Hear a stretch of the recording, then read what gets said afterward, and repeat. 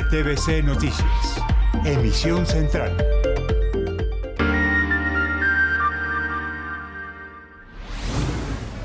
Sigue agitado el ambiente de la política. Voces en el pacto histórico insisten en acercamiento a César Gaviria. Les contamos en qué va la polémica. La policía dice que alias La Flaca de la primera línea fue quien atacó el colegio en el sur de Bogotá. Los estudiantes madrugaron a arreglar los daños. 5 niños heridos en la tragedia del bus escolar en Santander siguen luchando por su vida. Alerta en Chocó. Creen que casos de reclutamiento de jóvenes por parte de grupos ilegales estarían relacionados con suicidios. Investigan la muerte de un taxista en Bogotá. Sus compañeros dicen que fue asesinado en medio de robo y que la víctima advirtió en mensajes de audio. La ruta del Magdalena. Historias profundas porque el río nos habla. Revisamos cómo van las plantas de tratamiento en Huila. El río es nuestro tema del informe especial, porque en el primer aniversario de RTVC Noticias tenemos historias de las regiones. Guerra de Ucrania. Es a gran escala la ofensiva diplomática para detener la invasión. Líderes hablan de golpe contundente a Rusia. Colombia le dará ayuda económica y humanitaria a Ucrania, anunció el presidente Duque en cumbre de la OCDE en Cartagena. Proyecto de ley busca frenarlos gota a gota. En oportunidades, becas para cursos virtuales sobre temas ambientales. Y en deportes, conmoción. Italia fuera del Mundial de Qatar. Además, Nairo es líder en Cataluña. Esperen el informe de Goga desde Europa. Y en cultura seguimos conectados con el Carnaval de las Artes de Barranquilla. Hoy hablamos con Rodrigo García Barcha, el hijo de Gabriel García Márquez y el autor del libro Gabo y Mercedes.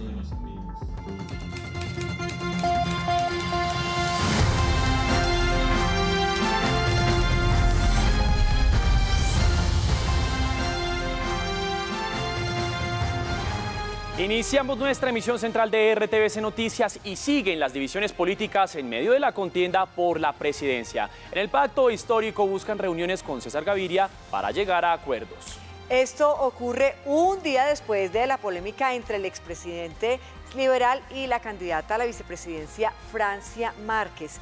Aunque ella se mantiene en su posición, líderes de su partido no desisten en los acercamientos. Además, RTVC Noticias habló en exclusiva con Federico Gutiérrez sobre esta polémica. Vean lo que nos respondió. La tormenta política por ahora no para y pasa a las bancadas y a otros líderes del pacto. Barreras pide respeto y anuncia conversación. Y al presidente Gaviria hay que respetarlo. Vamos a buscarlo y a volver a conversar con él y con toda la dirigencia liberal, porque para ganar hay que sumar. Que Francia Márquez respondió y se mantuvo en la línea de lo que dijo durante su presentación como fórmula. No se retracta, menos se excusa y al contrario dice que Gaviria habla de excusas. Para mí sí, César Gaviria busca una excusa con Francia Márquez, sí, para justificar su decisión que ya había tomado. Pero la candidata a la vicepresidencia parece abrir una puerta y para eso invoca el conflicto y la paz. Siempre hay que colocar el diálogo en el centro, siempre, sí. Nosotros tenemos una experiencia histórica de cuando no hemos colocado el diálogo, lo que ha imperado es la violencia, el conflicto armado, el diálogo siempre. Y dialogar con la diferencia es nuestra virtud, así que aquí estaremos. Gustavo Petro, que está en la mitad del tire y afloje, se suma a ese nuevo elemento en el debate entre rojos y pacto, la paz. Pero además utiliza una referencia, Álvaro Uribe Vélez. Yo por la paz hablaría hasta con el expresidente Uribe. Así que aquí hay que hablar con todas y con todos. En las demás campañas prefieren evitar quedar en la mitad de este debate y en cambio invocan la unión. Esta fue la reacción de Federico Gutiérrez cuando RTVC Noticias le preguntó en los pasillos del aeropuerto de Barranquilla. Mi mamá siempre me enseñó que en boca cerrada no entra mosco. Yo sí respeto todos los sectores y quiero unir al país. Sergio Fajardo desde Twitter le envía indirectas a Gaviria y directas a los votantes rojos. No tengo padrinos políticos ni exmandatarios que me apoyan en la sombra. Quiero que me apoyen personas liberales, conservadoras y progresistas. En las próximas horas, otro hecho ocupará la atención de las campañas. Tomaremos la decisión en su momento indicado. Todavía tenemos unos días para anunciar la fórmula y lo haremos y lo anunciaremos como equipo. Y esos días serán, según el candidato, hasta el lunes de la semana entrante. El anuncio de la fórmula que irá con Federico Gutiérrez, el único del partido presidencial que no ha hecho ese anuncio. Las autoridades señalan a alias La Flaca, de la Primera Línea, de haber incitado a través de las redes sociales para que incendiaran el colegio Nuevo Chile en el sur de Bogotá. El ataque ocurrió luego de conocerse un supuesto caso de abuso a un niño de 5 años por parte de un maestro. Esta imagen es la pieza clave de las autoridades para demostrar que lo ocurrido en el colegio Nuevo Chile no se trató de solo una protesta de padres de familia. Esta mujer encapuchada con megáfono en mano, al parecer, dirigió la protesta.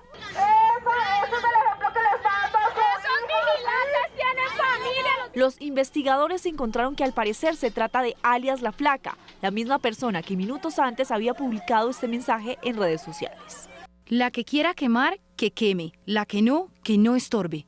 La policía confirmó que alias La Flaca ya es investigada. Desafortunadamente hay grupos interesados en generar ese caos, en generar esas acciones, utilizando esos escenarios tan importantes como los que se realizan como la manifestación pública. Hace menos de un mes, las autoridades habían advertido que integrantes del grupo conocido como La Primera Línea buscaban infiltrar protestas legítimas y pacíficas para confusión y generar actos violentos. Hablamos ahora de la tragedia en Santander porque una de las niñas que resultó gravemente herida, recordemos, en el accidente del bus escolar, fue trasladada al Hospital Internacional de Colombia. Son 5 los menores de edad que están en observación. Conectamos ya mismo con Pablo Fuerman. Pablo, muy buenas noches. ¿Qué han dicho los médicos al respecto y cómo están los niños? Hola, ¿qué tal, Patricia? Para usted y para todos los televidentes, pues mire, así como usted lo dice, hay 5 menores aquí recluidos que están, les están prestando atención médica especializada en el Hospital Internacional de Colombia. Uno de esos menores es Gabriela Sierra, una pequeña de 7 años que necesita de la solidaridad de todos los santanderianos y los bumangueses, necesita sangre, así que la invitación de las autoridades y el hospital es venir hasta acá y poder aportar ese grano de arena a donar cualquier tipo de sangre. Ella es receptiva universal.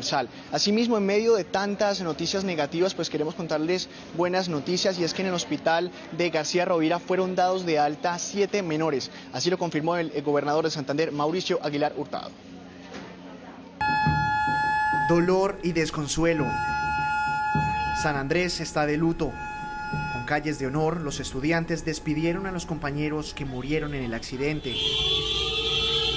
Su sueño era estudiar para superarse. Era único hijo y pues, pero ya vuelta y le reitero, cuando Dios lo quiere así lo será. Los 16 pequeños que sobrevivieron están luchando por sus vidas en distintos centros asistenciales de Bucaramanga, Málaga y San Andrés. Hace unos minutos ingresó otra de las pacientes con fractura de cadera para que hagamos todas las evaluaciones con los especialistas y completemos todo su tratamiento. Gabriela Sierra, de 7 años de edad, necesita con urgencia donantes de sangre en el Hospital Internacional. 11 menores heridos se encuentran estables y podrían ser dados de alta en las próximas horas. Hay alerta en Chocó tras el aumento de los suicidios de jóvenes en casos supuestamente relacionados con reclutamiento forzado. La Comisión de la Verdad hizo un llamado a la protección. José Luis Murillo, periodista de la Radio Nacional, nos cuenta lo que está pasando. Como vergonzoso calificó el comisionado Leiner Palacios los hechos en los cuales más de 40 niños se han suicidado en el departamento del Chocó por causa de las presiones que los grupos armados ejercen en los territorios étnicos, especialmente donde habitan las comunidades indígenas. Lamentablemente hemos recibido en los últimos años más de 40 noticias de suicidio de niños y niñas en estos territorios. La mayoría han tomado esa decisión porque ven ya la desesperanza en la falta de protección y decisión del Estado en garantizar que estén fuera del conflicto armado. Entre el 2020 y el 2021, la Defensoría del Pueblo emitió 11 alertas tempranas en las cuales se busca la protección de las poblaciones que están viviendo en medio del conflicto, específicamente en las subregiones del Atrato, del San Juan y del Baudó. Desde Bojayá, Radio Nacional de Colombia y RTVC Noticias, conectados 24/7. Por otro lado, la justicia de Estados Unidos pidió en extradición a los guardianes del IMPEC que custodiaban a alias Matamba al momento de su fuga. Por su parte, las autoridades en Colombia preparan 10 capturas más por este caso. Hasta el momento, el guardián Milton Jiménez ha sido el único capturado por la fuga de alias Matamba. No obstante, el ministro de Justicia, Wilson Ruiz, confirmó que Estados Unidos pidió en extradición a todos los guardianes involucrados en este hecho. Ante la decisión de la justicia de los Estados Unidos de América de solicitar la extradición de las personas que participaron en la fuga de Castro Estupiñán, agradecemos al gobierno norteamericano por el apoyo a las acciones de las autoridades. La Fiscalía, por su parte, investiga a 10 funcionarios del IMPEC vinculados a la fuga. El ente acusador cuenta con un paquete de pruebas contra estas personas y en las próximas horas un juez de la República emitiría las órdenes de captura. Asimismo, fueran tomadas nuevas medidas en la cárcel La Picota. Se restringió la entrada de encomiendas. Todos los vehículos se están parqueando en la parte externa del penal. Matamba se encontraba a poco tiempo de ser extraditado al país norteamericano, en donde debe responder por distintos delitos, entre ellos narcotráfico. Investigan la muerte de un taxista en el sur de Bogotá. El conductor aceptó un supuesto servicio hacia el aeropuerto, pero cuando llegó al lugar solicitado a recoger al pasajero, no logró salir con vida. Sus compañeros dicen que lo asesinaron en medio de un robo. En un parqueadero del sector Juan Pablo II en Ciudad Bolívar fue encontrado por las autoridades el taxista reportado como desaparecido. El vehículo aún estaba con las luces encendidas. En su interior, el cuerpo de John Freddy Quiseno. Minutos antes del hallazgo, la víctima sostuvo esta conversación con uno de sus compañeros. Póngale, Rubercillo, todo bien, todo bien. Hay un man que quiere que entre, que la mamá, que no se quede aquí al lado del parqueadero ahí por la de abajo de Juan Pablo, o no sé qué hacer. La conversación sigue. Su compañero le advierte que el lugar es peligroso, pero John Freddy decide continuar con su viaje. Eso es un atracadero. A mí me la botaron el otro día para el aeropuerto. No voy a entrar, eso, ábrase de ahí. Es tan hambriento, mejor uno por 10.000 pesos no la cague, hermano. Sí, ese roñero, ya me metí. Minutos después, la comunicación con John se pierde. Ole, colgandejo, ¿qué pasó? ¿Si puedo salir de allá o no? Las autoridades descartaron algún robo, ya que la víctima no presenta traumas en su cuerpo. Hay remesón en la Policía Nacional. Fue retirado el general Carlos Ernesto Rodríguez, uno de los uniformados más antiguos en la línea de mando. El director de la institución le habría pedido la renuncia.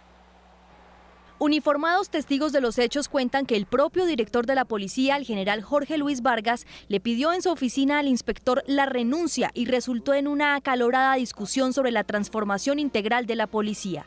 Esta mañana el general Rodríguez presentó una carta en la que pide el retiro de la institución y del servicio activo. En un comunicado, la policía explicó que todo fue por una reestructuración organizacional en la que agruparon varias unidades dentro de grandes jefaturas. En el marco de este proceso que establece la instancia de inspección general y responsabilidad profesional, se producen relevos como el que hoy da lugar a la solicitud de retiro voluntario del mayor general Carlos Ernesto Rodríguez Cortés, quien ocupaba dicho cargo. Llevaba más de 36 años en la policía y se ha desempeñado como director de Seguridad Ciudadana, director de Tránsito y Transporte y comandante de las metropolitanas de varias ciudades del país.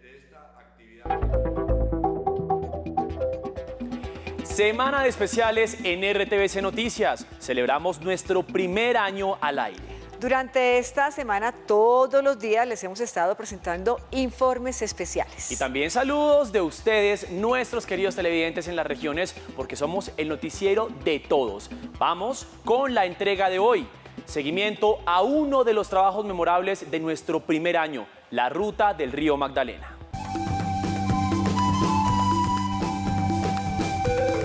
Informe especial en RTVC Noticias. Seguimiento a la ruta del Magdalena, como bien lo decía usted, Mateo, tras el recorrido inédito que hizo el sistema de medios públicos, revisamos qué ha pasado con el tratamiento de agua y la lucha por no contaminar el río más grande de nuestro país. Mire, en los próximos minutos veremos la recuperación, en qué va la construcción de la planta de tratamiento de aguas residuales en Neiva. Vamos a explicarles en el informe. También hablaremos de la ruta.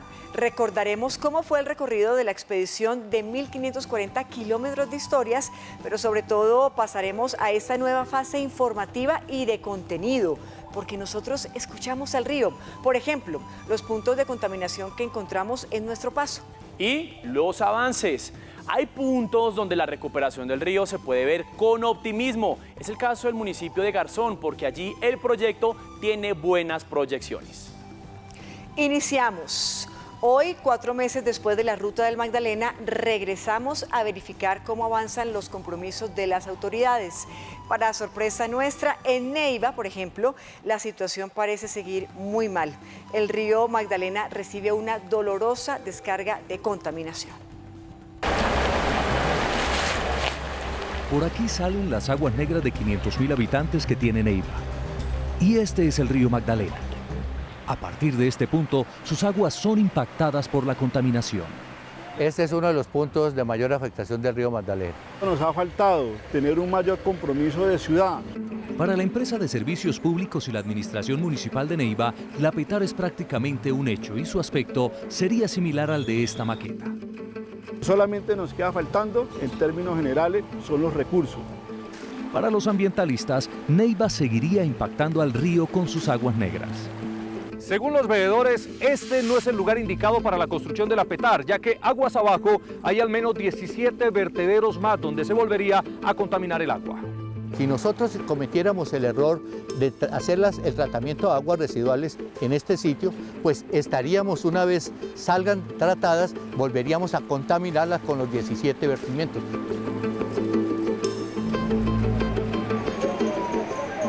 Neiva no ha tenido y nunca va a tener una obra tan grande como es el tema de la PETAR. Bajo esta consigna, desde la empresa de servicios públicos de Neiva, se da como un hecho el inicio de la construcción de la planta de tratamiento de aguas residuales, aunque la realidad parece ser otra.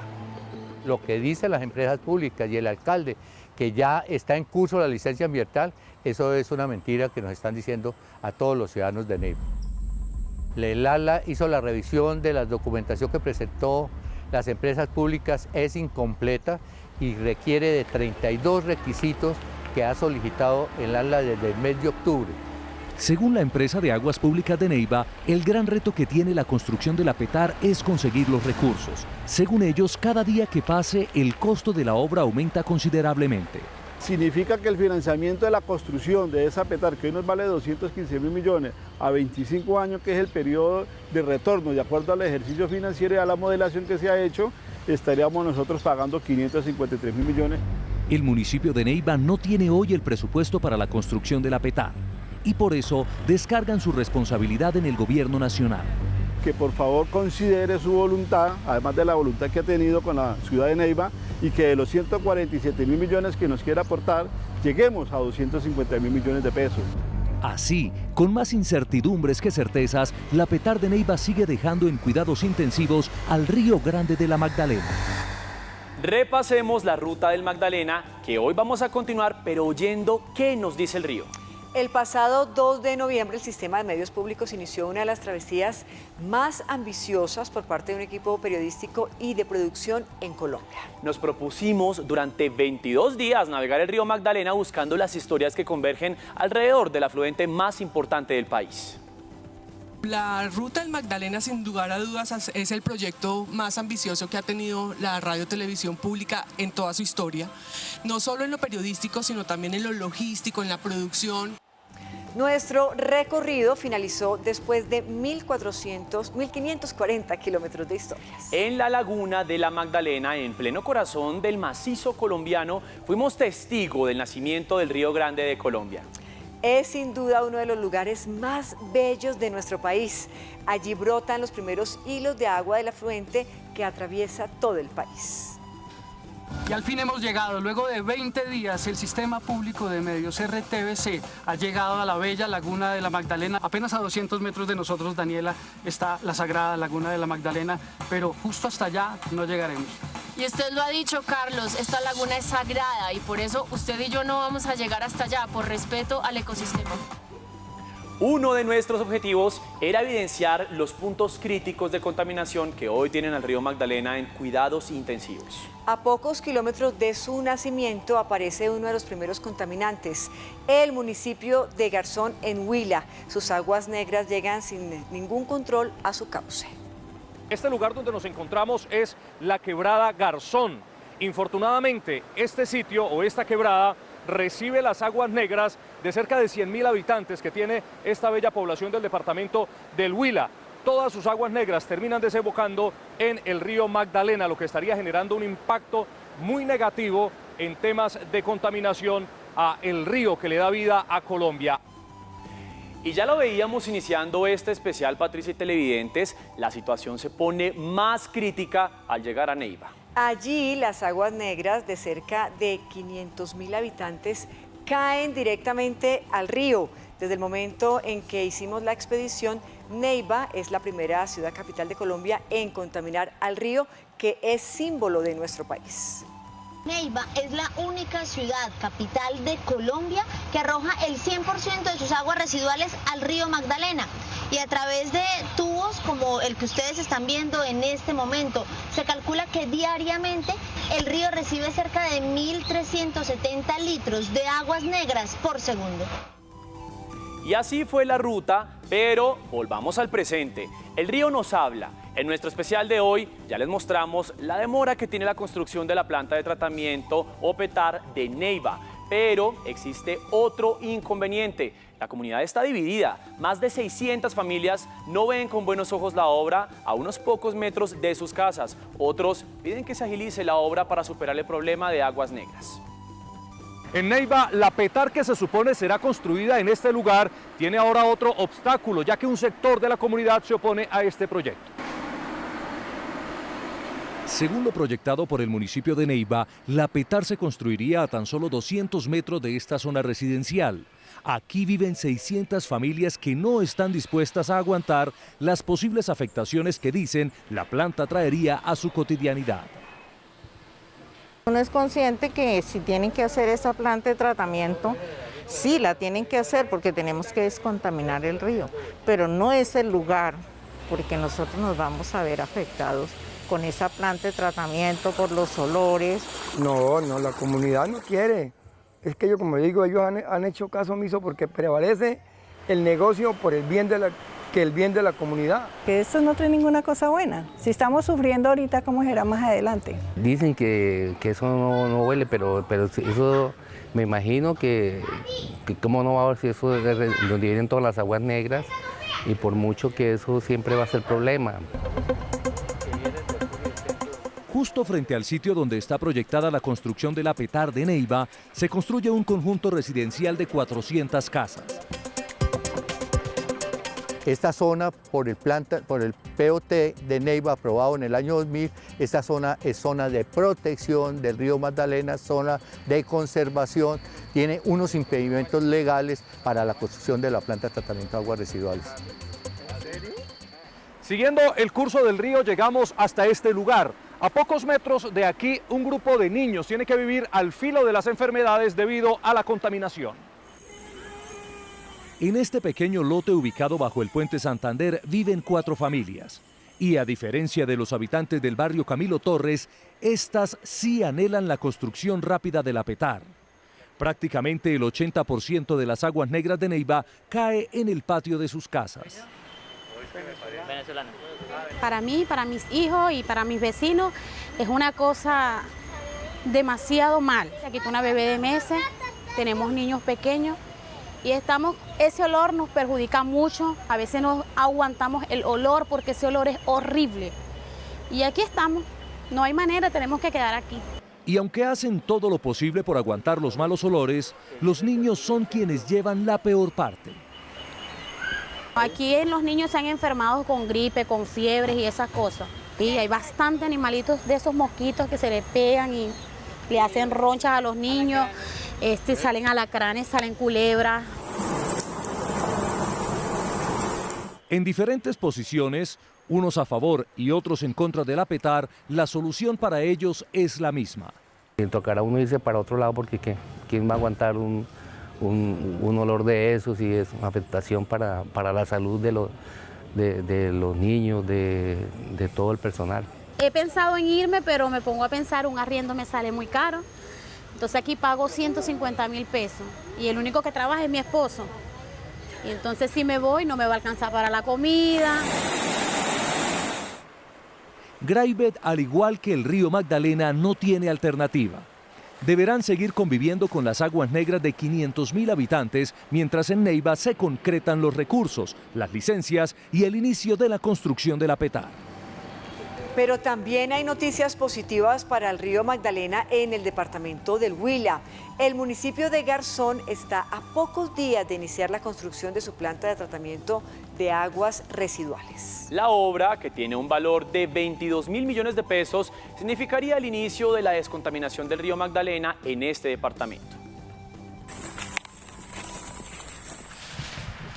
Nuestro afán por encontrar el foco de contaminación al río Magdalena en el municipio de Garzón nos llevó durante 2 kilómetros por un espeso bosque. Allí entendimos por qué es llamado Municipio Verde de Colombia. Finalmente llegamos al sitio donde se descargan las aguas negras, un contraste de espesa vegetación y las aguas contaminadas que emanan un fuerte olor. Aquí es donde confluye toda la contaminación de la zona urbana del municipio de Garzón. Ya acá, donde recoge toda la población y desemboca esta quebrada que llamamos la Cascajosa, aquí a la quebrada Garzón, la contaminación es brutal. Un municipio que en su casco urbano tiene cerca de 50.000 habitantes, es una carga contaminante bastante importante que se le descarga a la quebrada Garzón y que posteriormente va a llegar al río Magdalena. Aquí en Garzón, este foco de contaminación que impacta directamente al río Magdalena podría ser parte del pasado en los próximos meses. A diferencia de Neiva, aquí el sueño de la petar está a punto de ser una realidad. Ya se firmó ese contrato entre Findeter y el contratista que va a ejecutar las obras de la petar del municipio de Garzón. Este año es el más cerca que hemos tenido en la historia de Garzón para la construcción de este gran proyecto y anhelado por todos los ecologistas y todos los habitantes de este lindo municipio verde de Colombia. Yo creo que aproximadamente en unas 3 semanas, un mes, se deben estar iniciando estas obras. El objetivo de esta obra es uno solo: salvar el río Magdalena. Es importante la petar para el municipio de Garzón para descontaminar esta quebrada que aflora en el Cerro Páramo de Miraflores, que tiene un recorrido aproximadamente de 18 kilómetros y que desemboca en el Río Grande de la Patria. No solo para el municipio de Garzón es importante, a raíz de que pues de aquí hacia abajo del río Magdalena, hacia toda la zona norte del país, se va a ver beneficiado porque vamos a quitarle toda la carga contaminante. Los anuncios de las autoridades dejan ver que la espera de más de 20 años pronto será una realidad. Nosotros estamos hablando que alrededor de 25 meses, si Dios quiere un poco antes, estaremos nosotros entregándole a los garzoneños una planta de tratamiento de aguas residuales totalmente funcional. Es aquí donde todos los esfuerzos se resumen a esto. Pues el río Magdalena es vida, el río Magdalena es desarrollo, el río Magdalena es todo para Colombia y que estos ecosistemas duren en el tiempo. Hasta aquí este informe especial en el que hacemos seguimiento a la ruta del río Magdalena.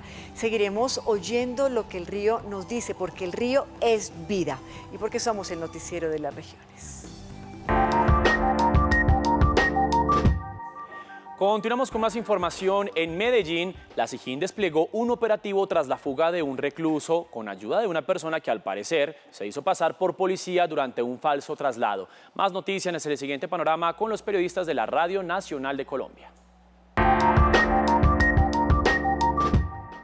En Florencia, Caquetá, hoy se realizó la segunda jornada de un operativo para desalojar a cerca de 20 personas que han invadido áreas de reserva forestal en el sector conocido como la Troncal del Hacha, en zona rural del municipio. Según la secretaria de Gobierno de Florencia, Carol Arboleda, en el lugar se han talado de manera ilegal alrededor de 25 hectáreas de bosque. Luego del inicio del servicio del Plan de Alimentación Escolar en Villavicencio, varios padres de familia denuncian que en las entregas de la ración del PAE existe insuficiencia en las condiciones de salubridad en la que se preparan los alimentos y que las raciones no son las adecuadas. Ellos piden a las autoridades pertinentes realizar un seguimiento a la entidad encargada del PAE en el municipio.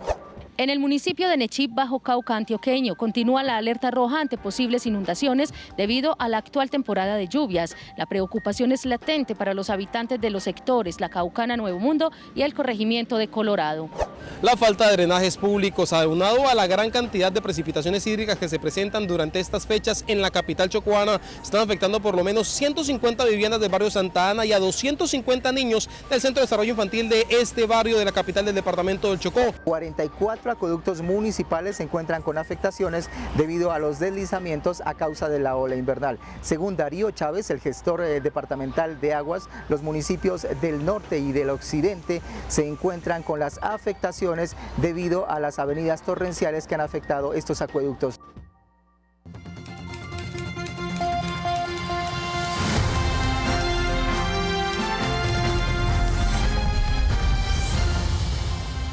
Siete de la noche, 29 minutos. Más información de la campaña presidencial en Colombia, Mi Elección 2022. Ya veíamos la actividad de los candidatos Petro, Gutiérrez y Fajardo. Veamos ahora cómo estuvo la jornada para los demás. Luis Enrique Gómez participó en el debate realizado por la Universidad de los Andes en la Biblioteca Virgilio Barco en Bogotá. Nuestra propuesta es la reforma integral a la justicia, algo que ha estado completamente ausente del debate en la candidatura presidencial. John Milton Rodríguez también tuvo espacio en la Biblioteca Virgilio Barco, discusión en la que se recogieron preguntas e inquietudes de las regiones y sus habitantes. Justicia, creo que en eso hemos coincidido de que la necesidad de un referendo ciudadano, porque si no mejoramos la justicia no hay paz. El fruto de la justicia es paz. Ingrid Betancourt habló de su propuesta de reforma pensional. Argumenta que el sistema actual es inequitativo y los recursos solo alcanzan al año para pagarle la pensión a 1 de cada 4 colombianos. Lograr la cobertura universal, es decir, que todos los colombianos tengan un seguro de vejez cuando lleguen a la edad de retiro. 2, vamos a reducir la desigualdad en el cálculo de las pensiones. Los candidatos Luis Pérez y Rodolfo Hernández no tuvieron agendas públicas o no realizaron actividades de campaña antes de esta emisión.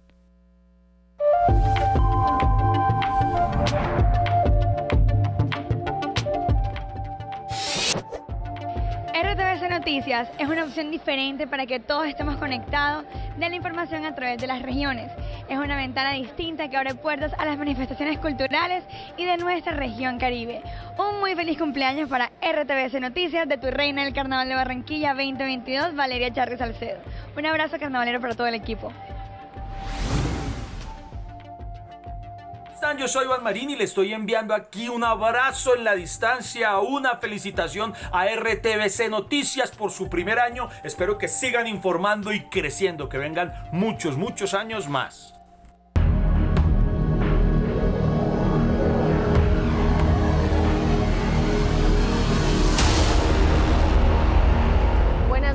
La diplomacia mundial empezó a medir su kilometraje en Bruselas. Durante 48 horas, los miembros del G7, la OTAN y la Unión Europea trabajarán en la estrategia para darle un golpe contundente a Rusia por la guerra que inició en Ucrania hace exactamente un mes. La fecha en que se cumple un mes del inicio de la invasión de Rusia a Ucrania estuvo marcada por una maratónica jornada de 3 cumbres en Bruselas, la capital del bloque europeo. La primera de ellas fue la de los países miembros de la OTAN, que acordaron reforzar las tropas en el flanco oriental de la alianza, con el despliegue de 4 nuevos grupos de batalla. Esto al tiempo en que el presidente ucraniano Volodymyr Zelensky les pidió tanques y aviones de combate para resistir la ofensiva rusa. Además, instaron a China que se abstenga de respaldar militar y económicamente al Kremlin. Luego vino la cumbre del G7, el bloque de las grandes potencias mundiales que acordaron limitar la capacidad del Kremlin para sortear las sanciones globales impuestas como respuesta a la guerra en Ucrania. Ante el posible uso de armas nucleares, químicas o biológicas por parte de Rusia, el presidente estadounidense Joe Biden pidió expulsarla del G20 y prometió represalias. Responderíamos si usan este tipo de armas. La naturaleza de la respuesta dependería de la naturaleza del uso que les den. La crisis humanitaria en Ucrania es la más grande vivida en Europa desde la Segunda Guerra Mundial y el efecto colateral que produce a nivel internacional es evidente, no solo por la crisis de refugiados, sino también por el riesgo de escasez alimentaria a nivel mundial. Es absolutamente imperativo que más allá del alto el fuego, Rusia asuma la responsabilidad de no crear esta hambruna que de lo contrario será inevitable. Mientras se celebraba la tercera cumbre del Consejo de la Unión Europea en Bruselas, al otro lado del Atlántico, en el Pleno de la Asamblea General de Naciones Unidas, con 140 votos a favor, 5 en contra y 38 abstenciones, la comunidad internacional aprobó una nueva resolución que exige por segunda vez el cese inmediato de las hostilidades rusas en Ucrania. Colombia se comprometió con ayuda económica y humanitaria con Ucrania. El anuncio lo hizo el presidente Duque desde Cartagena, acompañado del presidente de la OCDE que visitó el país. El anuncio fue hecho en la cumbre de la Organización para la Cooperación y Desarrollo Económico. Vamos a estar acompañando también al secretario general en los temas de migración con la experiencia colombiana para ayudar a los países de Europa que están recibiendo también este torrente migratorio de Ucrania. Creo que la articulación de toda la OCDE en buscar respuestas eficaces será muy importante y contarán con todo el respaldo de Colombia. Nos mortifica mucho ver eso porque está causando mucho dolor y por supuesto que ha venido a afectar el mercado internacional de la energía y las proyecciones económicas a nivel global. El mandatario destacó que Colombia seguirá ayudando a la población ucraniana a sobrellevar la crisis generada por la invasión rusa y que está siendo desplazada como consecuencia de la guerra. Estamos ayudando con recursos económicos también en materia humanitaria para centralizar eso dentro de la OTAN, pero también, como lo hablé con el secretario Stoltenberg, estamos apoyando los temas de política y gestión migratoria. Duque destacó que los aportes de Colombia serán en temas de nutrición, salud y reinserción laboral. Desde el Gran Santander extendemos un abrazo especial a la gran familia de RTVC Noticias durante su primer año al aire. Han sido 12 meses donde la televisión pública, mediante la innovación y la frescura, han trabajado para mostrar la realidad noticiosa del país.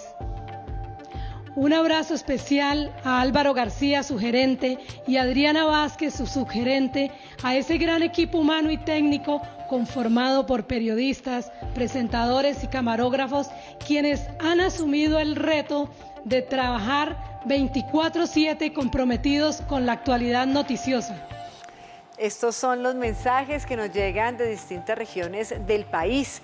Nos saludan por el primer año y solo les podemos decir gracias. Gracias. Y también, Patricia, tenemos voces de San Andrés y Providencia, porque allí los habitantes nos hablan de la comunidad raizal, de sus expectativas y también de sus necesidades. Somos el noticiero de todos, somos el noticiero de las regiones.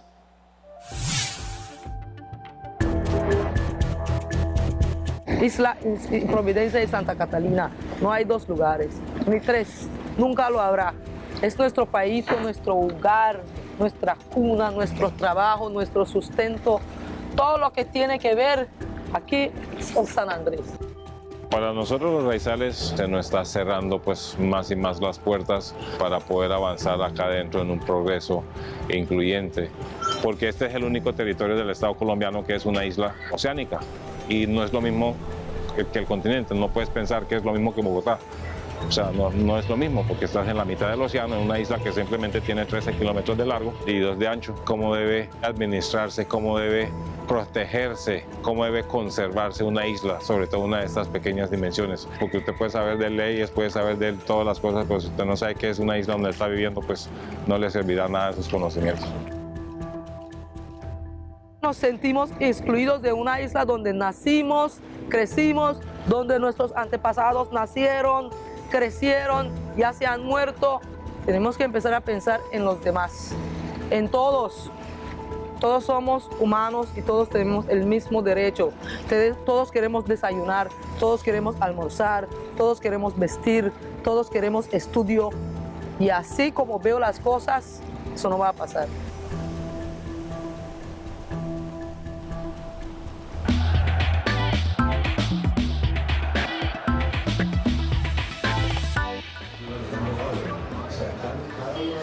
buenas noches, bienvenidos a la información deportiva. Qué alegría saludarlos, sobre todo con buenas noticias, porque en la Vuelta a Cataluña tenemos nuevo líder. Se trata de Nairo Quintana, el boyacense terminó segundo en esta cuarta etapa y con eso entonces se sube en la parte alta de la clasificación. Pero es Georgina Ruiz Sandoval la que nos cuenta todos los detalles de lo que sucedió en esta fracción. Georgina, muy buenas noches, adelante.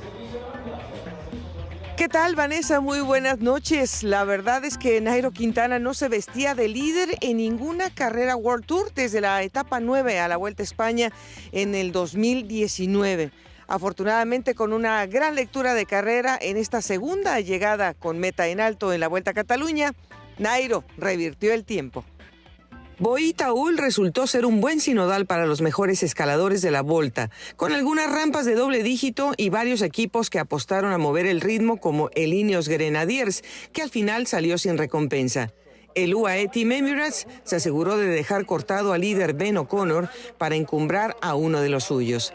Sergio Higuita salió a uno de los primeros ataques de importancia de la jornada, al lado de Richard Carapaz, pero quizás eso le costó aguantar el ritmo de Nairo y de Joao Almeida. Estuvimos ahí en los ataques de Carapaz, de pronto me precipité un poco al inicio en seguirlo, hubiera esperado un poco más, pero bueno, así era el ciclismo, hay que arriesgar y veces un poco, estar en la batalla. Nairo Quintana esperó al último kilómetro para hacer su apuesta sólida y recuperar al corredor que siempre ha sido.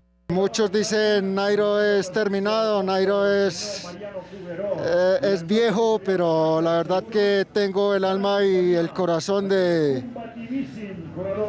un niño aún. Tengo mucha motivación, mucha ilusión.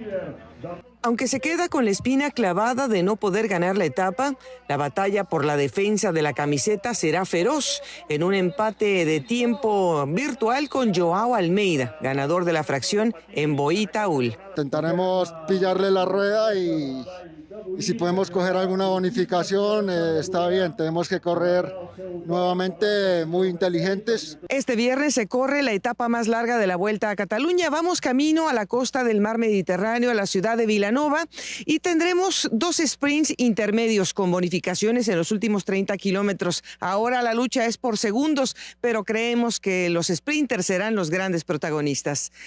Desde Poblada Segur, Georgina Ruiz Sandoval para RTVC Noticias, conectados 24/7. Regresamos contigo, Vanessa. Muchísimas gracias, Goga. Nosotros vamos a estar muy atentos a todo lo que siga pasando en esta Vuelta a Cataluña.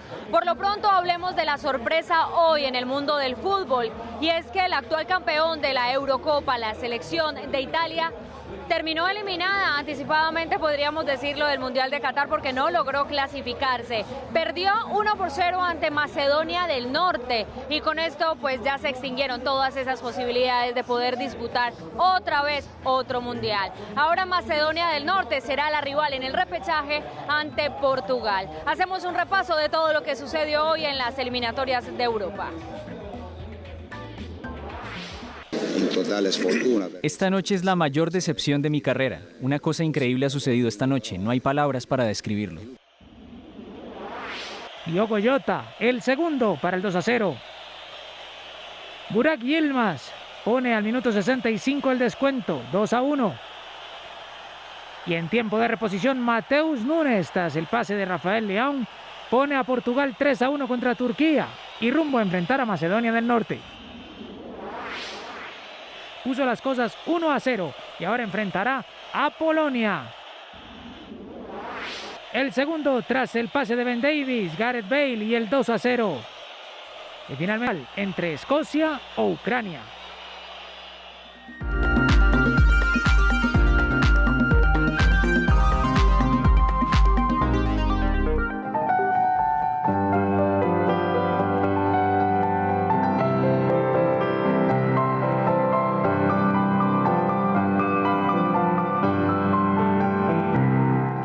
Esto se llama El Cafetero y lo escribió Maruja Hinestrosa en 1928. Hinestrosa nació en Pasto y siempre quiso ser compositora, a pesar de que en esa época solo los hombres componían música y tocar música popular era un pecado para las mujeres. Así que pues fácil no la tuvo. Una vez le mostró la partitura de esta pieza a Julio Sarama, otro compositor nariñense, y Sarama le dio con la partitura en la cabeza y le dijo que mejor aprendiera costura, aritmética, que le dejara la música a los hombres.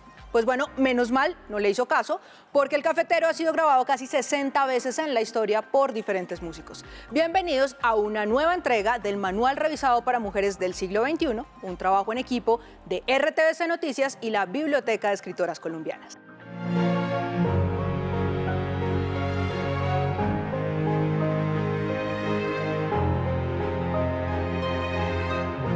¿Qué responder a las preguntas odiosas sobre la utilidad del arte? Y hay 1000 respuestas sociológicas, filosóficas, antropológicas, pero la que más me gusta la sugiere Alba Lucía Ángel en su libro 2 veces Alicia.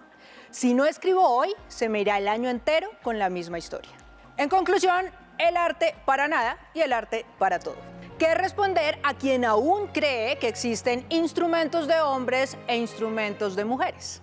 Existen varios estudios en la música que demuestran que inconscientemente clasificamos los instrumentos musicales en femeninos y masculinos. El trombón, por ejemplo, lo entendemos como masculino y la flauta como femenino. Pues la verdad es que eso es tan cierto como que el rosado es para las niñas y el azul es para los niños. Lo tenía clarísimo Amalia Luposo, escritora chocuana, que nació en 1947 y escribió lo siguiente en su libro Mido mi cuarta y me paro en ella. Y entonces Denise apoyó sus labios en la boquilla del bambú del clarinete y dejó volar la oscuridad de la noche. En resumen, ni los colores ni los instrumentos tienen género. ¿Qué contestar a quien obtusamente considera que la música europea es mejor que la propia? Yo no sé por qué, pero todavía me encuentro con personas que creen que las mazurcas rusas son mejores que los torbellinos campesinos o que Chopin está muy por encima de Oriol Rangel. Por eso me gusta tanto esta cita de Amalia Luposo, que también aparece en su libro Mido mi cuarta y me paro en ella. Imagino que de pronto los chupacobres de la chirimía eran estudiados y sabrían lo que hacía el señor Mozart. La cita viene de la misma escena anterior. Hay dos mujeres, Denise y Adelaide. Denise toca la flauta y explica que la pieza es el concierto para clarinete en la mayor K622 de Mozart. Adelaide no entiende nada de esos tecnicismos, pero se acuerda de las flautas de las chirimías y piensa, pues debe ser lo mismo. ¿Cómo hablar de otras mujeres? La respuesta es fácil y nos la da la escritora Maruja Vieira, que nació en 1922 con poesía.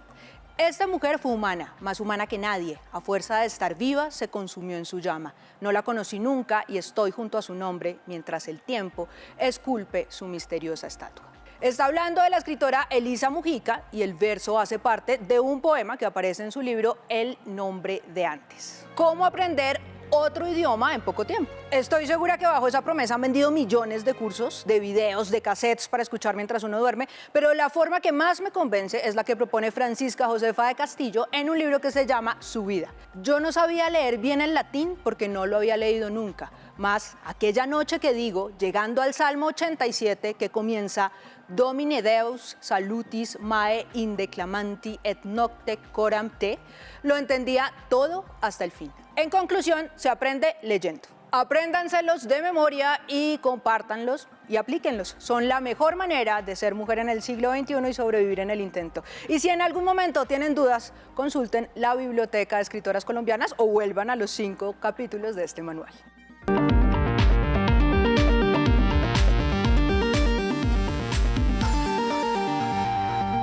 Más noticias en nuestra emisión central. El Ministerio de Hacienda radicó un proyecto de ley con el que se busca enfrentar los préstamos gota a gota. Con la iniciativa se busca que el sistema financiero entregue con mayor facilidad créditos a los colombianos. Los principales beneficiados serían quienes no tienen historial crediticio o que son trabajadores informales. Para el microempresario, para el pequeño empresario, para el pequeño productor del campo colombiano, para ese productor que está en la informalidad y quiere transitar a la formalidad, y para cientos de miles de ciudadanos de nuestro país que hoy sufren con el gota a gota y con el pagadiario.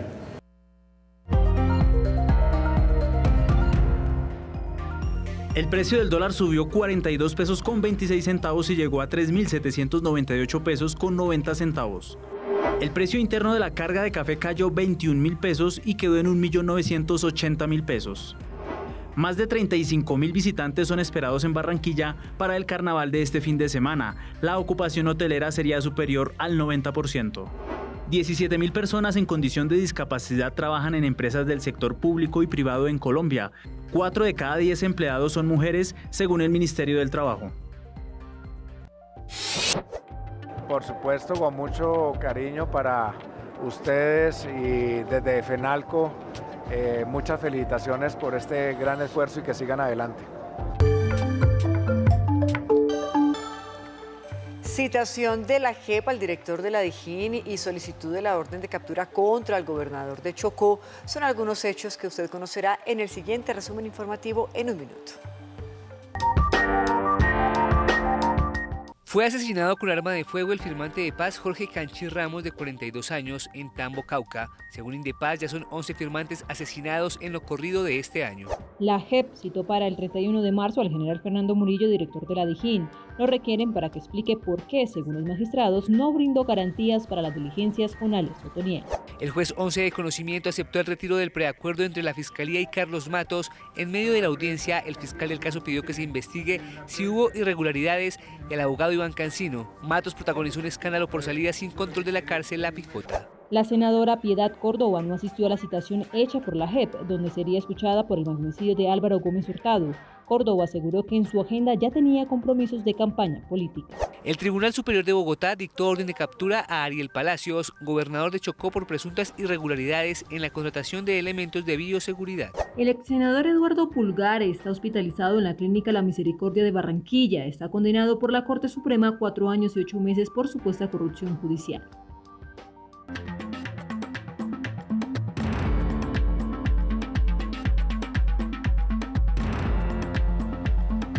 El Comité Internacional de la Cruz Roja advirtió hoy sobre la crisis humanitaria que atraviesan México y Centroamérica. Los desplazamientos internos, las migraciones forzadas y la violencia afectan a la ciudadanía. Más noticias del mundo en el siguiente panorama.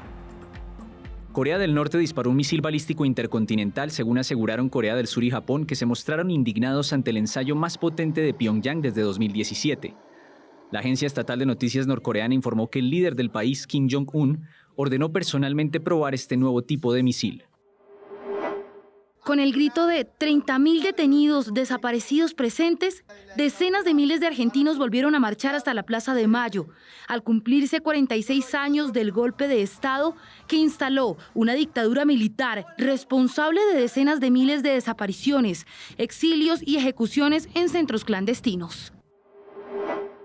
El presidente peruano Pedro Castillo anunció que acudirá al Congreso, dominado por la oposición, para defenderse en el juicio político que debatirá el próximo lunes su eventual destitución. Castillo aseguró que hay una campaña en su contra y que el Congreso no caerá en ese juego.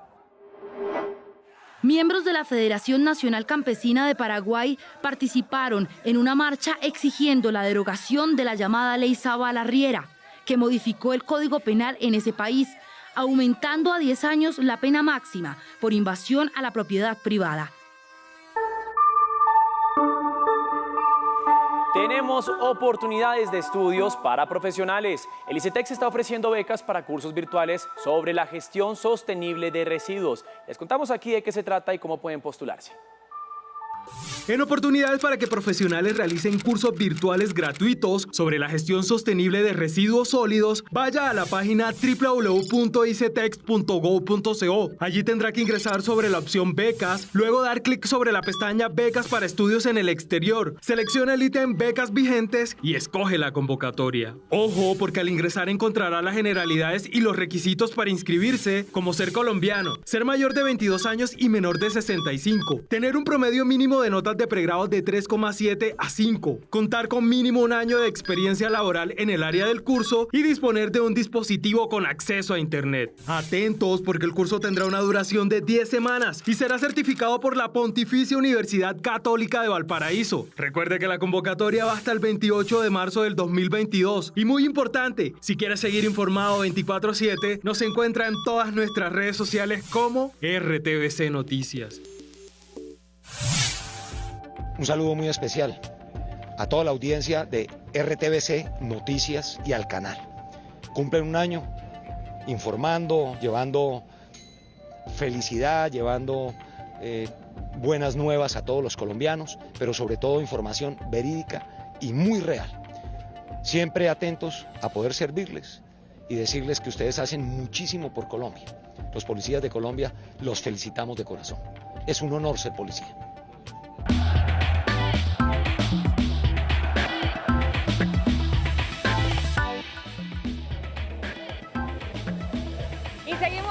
Información deportiva y seguimos hablando de los equipos y las selecciones que se siguen clasificando al Mundial de Qatar. En esta ocasión de manera directa lo consiguió la selección de Japón tras vencer a Australia. Sí, además lo hizo como visitante. ¿Qué tal si repasamos todos los detalles de esta clasificación de la selección nipón? La historia mostraba que a Australia no le convenía ni el empate. A Japón sí, pero no se conformó con eso. Y todo cambió con el ingreso de este muchacho, Kaoru Mitoma, que a 1 minuto del final puso el primero para el equipo nipón. Y ya en tiempo de descuento, el mismo Mitoma, jugador que actúa como delantero en Bélgica y nada más, tras haber entrado al minuto 84, pone el segundo para el equipo japonés, lo clasifica al Mundial y condena a Australia al repechaje. Y ahora vamos a hacer un repaso de nuestro fútbol profesional colombiano porque cumplidas ya 12 jornadas hay equipos que se mantienen en la parte alta, otros que empiezan a sufrir y tienen crisis de resultados como el Deportivo Cali. Pero lo más importante que queremos señalar nosotros en la siguiente crónica de la jornada es cómo empiezan también a intentar ganar desde la rueda de prensa, sí, con un debate o con una competencia de conceptos técnicos. El fútbol está inventado. El equipo jugó hoy con la mente, con el corazón y con las piernas. Pero cuando los partidos se pierden aparecen los sucesores del emperador romano Julio César con una frase algo modificada.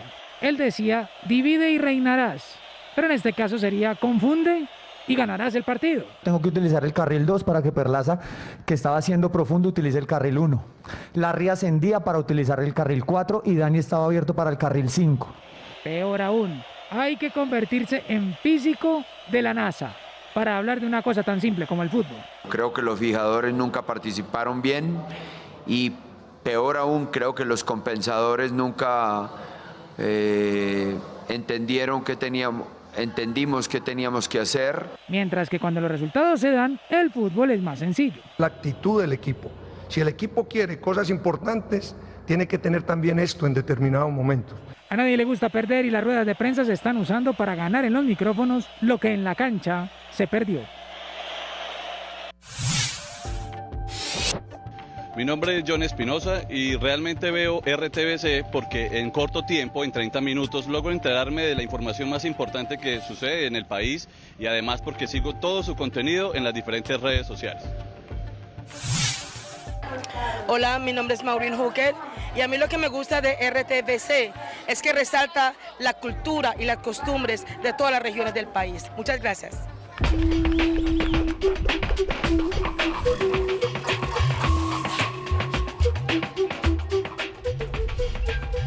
Y llegó el momento de conectarnos con Barranquilla y con el Carnaval de las Artes. Hoy Lord Cultura Juan Sebastián Ramírez estuvo hablando con Rodrigo García Barcha, el hijo de Gabriel García Márquez y Mercedes Barcha, que además escribió un libro hermoso que se llama Gabo y Mercedes, en el que cuenta cosas muy bellas y además muy importantes y de alguna manera desconocidas sobre su papá, su mamá y la vida que tuvieron ellos como familia. Juan Sebastián, ¿cómo va todo en Barranquilla? ¿Cómo le fue con esta entrevista? ¿Qué tal, Laura? Buenas noches, yo la saludo desde este tercer día del Carnaval de las Artes. Justamente yo le hice caso y me desprendí de ese ventilador y me vine a la tarima principal de este carnaval. Como usted puede ver de fondo, a esta hora hay un show de Paul Morocco y Olé, un show italiano lleno de humor, danza, en fin, teatro, que a la gente le ha llamado bastante la atención. Y también le cuento que en la mañana me fui a hablar con Rodrigo García Barcha, hijo de Gabriel García Márquez, y nos contó sobre su rebeldía y también lo que ha heredado de su padre. El cineasta, productor y guionista colombiano Rodrigo García Barcha es el invitado especial del Carnaval de las Artes de Barranquilla. Deseo que anhelaba al escuchar los relatos de su padre Gabriel García Márquez en el bar La Cueva, aunque se privó de ese legado por el negocio de las artes. Creo que ahorita el mundo con el capitalismo desaforado muchas de las artes, si no dejan plata, no tienen cómo existir. Entonces creo que todo lo que sean festivales que promuevan, que vean nacer gente nueva, todo es imprescindible. Rodrigo siempre ha pensado que los carnavales son rituales para representar todo aquello que no se puede expresar. Además lo compara con su película Últimos días en el desierto, una producción que habla de Jesús. Es el lado humano y un poquito la dificultad y las contradicciones que, según mi interpretación, debió vivir Jesús. Porque tenía un lado humano por lo menos y bueno, me imagino que estaba destinado a una tarea bastante tremenda. Quiso seguir los pasos de Gao en el mundo de las artes, tal vez llenando un pequeño vacío. Él no estaba peleado con el cine, pero se le hizo difícil en su momento empezar a dirigir algunas de las historias que le gustaban. Por suerte las convirtió en novelas y le fue extraordinariamente bien. Pues sí, es un poco ironía que yo seguí por esos pasos que él no pudo seguir. En este momento se encuentra ultimando los detalles de la nueva serie de su padre, basada en su libro 100 años de soledad. Una fantasía por ponerle rostro a esos personajes que marcaron la historia en la literatura, pero que seguramente también es una forma de llevarle la contraria a Gao. Y así despedimos nuestra emisión central para hoy y mañana. Patricia, mañana un año cumplimos. Un año juntos, ustedes y nosotros. Somos RTVC Noticias, el noticiero de las regiones. Feliz noche.